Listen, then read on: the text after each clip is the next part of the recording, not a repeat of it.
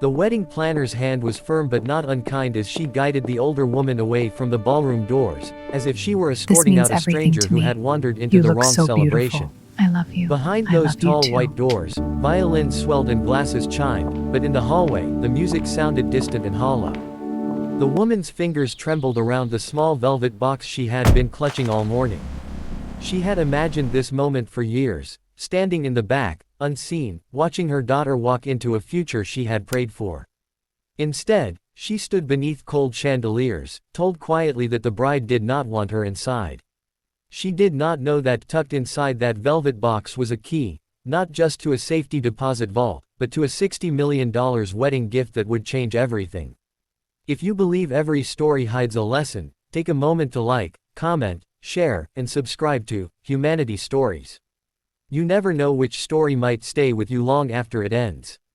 Her name was Margaret Hale, a 62-year-old retired nurse with soft gray hair she always pinned neatly at the nape of her neck. She had raised her adopted daughter, Elise, from the time the girl was 4 years old, a small, wide-eyed child who had arrived at her door with a social worker and a trash bag of clothes.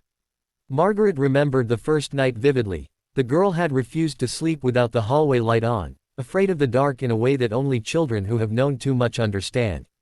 Margaret had sat outside her room all night in a wooden chair, humming lullabies she barely remembered from her own childhood. That was the beginning. Years passed in quiet sacrifices.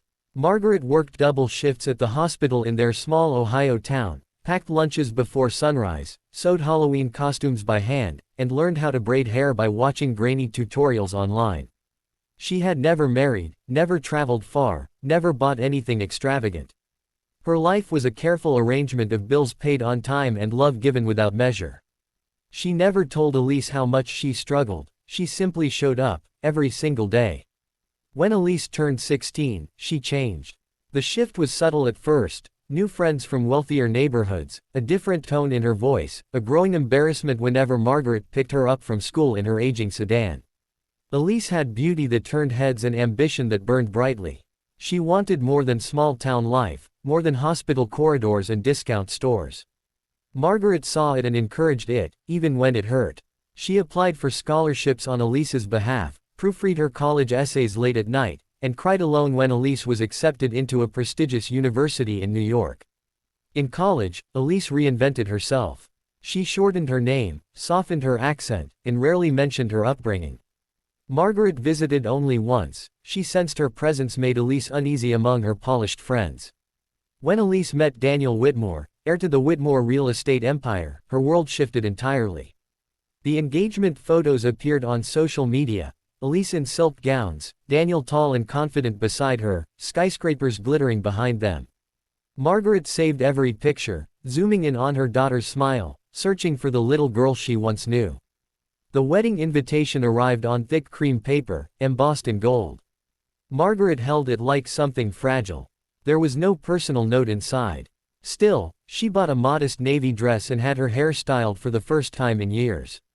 She booked a small hotel room near the grand estate where the ceremony would take place, a sprawling property overlooking the Hudson River, with gardens sculpted into perfection. She told herself she would stay in the background. She did not need recognition. She only needed to see her daughter walk down the aisle. But just an hour before the ceremony, Elise requested a private word. They met in a side corridor lined with mirrors. Elise looked breathtaking in her custom gown, crystals catching the light like frost. For a moment, Margaret forgot everything and simply stared at her child in awe. Then Elise's expression hardened. She explained, gently but firmly, that Daniel's family did not fully understand her background.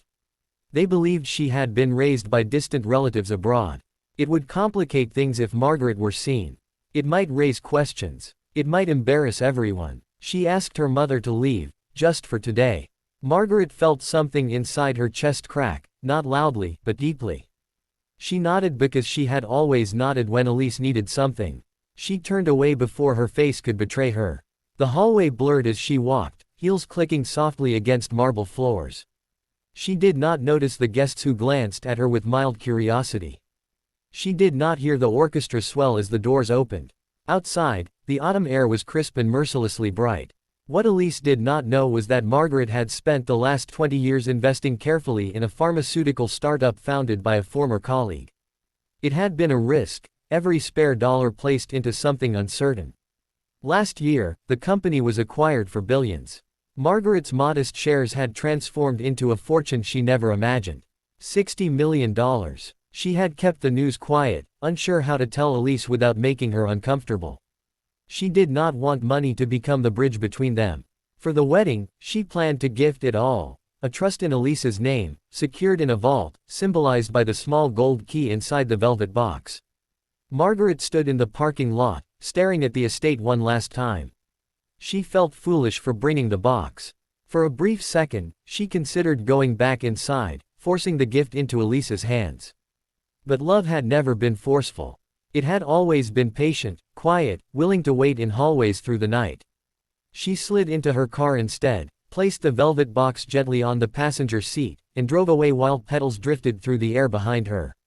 Inside the ballroom, the ceremony concluded to applause. Cameras flashed. The Whitmore family toasted to legacy and prosperity. Elise smiled flawlessly, but somewhere beneath the surface, a strange unease flickered. She scanned the room once, just once, as if expecting to see someone standing in the back with soft gray hair and proud, tear-filled eyes. But there was only a gap where that presence should have been. Days later, when the headlines announced the acquisition that made early investors multimillionaires, Elise recognized the company name instantly. She remembered the nights Margaret came home exhausted, mentioning a brilliant young researcher she believed in. Her stomach tightened. She called her mother repeatedly, but the calls went unanswered for hours that felt like years. When Margaret finally picked up, her voice was warm but distant, as though something delicate had been carefully folded away. Margaret never mentioned the gift. She did not speak of the hallway or the humiliation. She asked only if the wedding had been beautiful. Elise answered yes, but her voice cracked in a way no one at the ceremony had heard. In that